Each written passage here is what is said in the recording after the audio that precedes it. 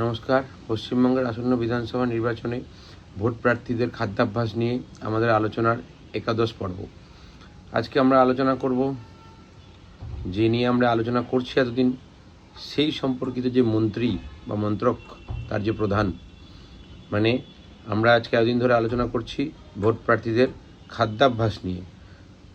তাই আমরা জানার চেষ্টা করলাম যে পশ্চিমবঙ্গের খাদ্যমন্ত্রীকে।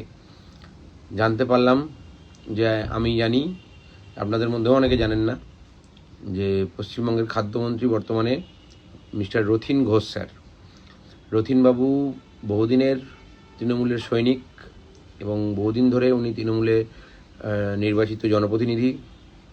2011 সাল থেকে 16 সাল 21 সালে উনি মধ্যমগ্রাম বিধানসভা কেন্দ্র থেকে নির্বাচিত হয়েছেন।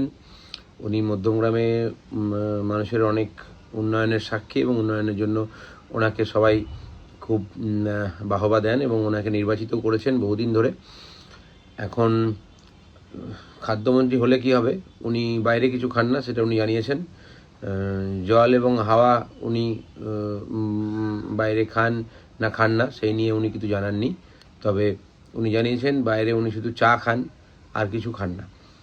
এইবারে ওনার এই খাদ্য সম্পর্কিত বা ওনার খাদ্যাভ্যাস, মানে খাদ্যমন্ত্রীর খাদ্যাভ্যাস সম্পর্কিত যে তথ্য, সেই তথ্য আমাদেরকে দিয়ে আমাদের যার পর নাই উপকার করেছেন, আমাদের সকলের প্রিয়, আমাদের না জানালেই নয়, তেমনি না দেখলেই নয়, TV9 বাংলা। তার প্রতি আমরা চিরকৃতজ্ঞ এবং চিরঋণী।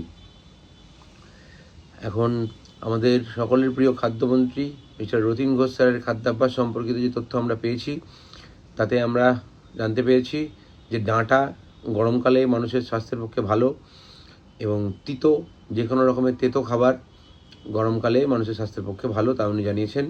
সেটা বলতে গিয়ে উনি ডাঁটার কথা বলেছেন। এখন ডাঁটা, সেই ডাঁটা তেতো কিনা বা তেঁতো ডাঁটা কোনো মার্কেটে বা বাজারে পাওয়া যায় কিনা তা আমরা জানি না।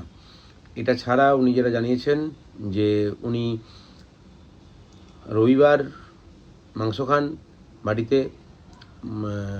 অন্যান্য দিন, রবিবার বাদে অন্যান্য দিন উনি মাছ খান। যেদিনকে TV9 বাংলার সাংবাদিক দাদা গেছিলেন, সেদিনকে কি বার ছিল আমি জানি না, তবে আমরা দেখতে পাই যে উনি দুটোই খাচ্ছেন। আর যেটা আমাদের দেখে খুবই ভালো লেগেছে, সেটা হচ্ছে ওনার সাদামাটা জীবনের একটু ছবি আমরা সেখানে দেখতে পেয়েছি। সেই সাদামাটা জীবনের মধ্যে থেকে 3 বার পরপর একটি বিধানসভা থেকে নির্বাচিত হওয়া খুবই খুবই গৌরবের এবং খুবই সম্মানের। আপনার ভোটযাত্রা শুভ হোক, ভালো থাকবেন। অনেক অনেক ধন্যবাদ রথীনবাবু। আমাদের সকলের প্রিয় রথীনবাবুর খাদ্যাভ্যাস নিয়ে যখন আমরা আলোচনা করছি, তখন আমরা দেখতে পাচ্ছি একটি সাদা ফাইবারের থালায় গাছপাতা আঁকা রয়েছে, এবং সেখানে রয়েছে একটি রুটি, ডিমের সাদা অংশ সেদ্ধ করার পর, এবং একটি কাপে লাল চা বা দুধ ছাড়া চা। লাল চা ওনার পছন্দ কি অপছন্দের তা আমাদের জানা নেই, তবে লাল রং যে ওনার পছন্দ নয় তা আমরা জানি।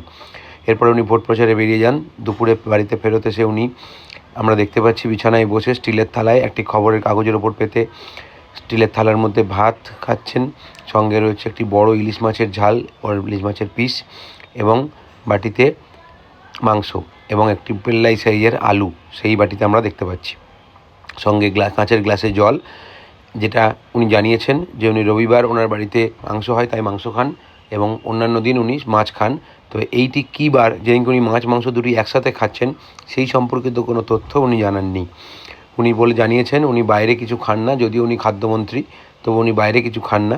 উনি রোজ তিতো খান, রেগুলার কোনো তিতো নিম বেগুন উনি খান, বা কোনো তিতো উনি খান যেটা ওনাকে গরমে সুস্থ রাখতে সাহায্য করে। ডাঁটা খান, সেটা উনি জানিয়েছেন।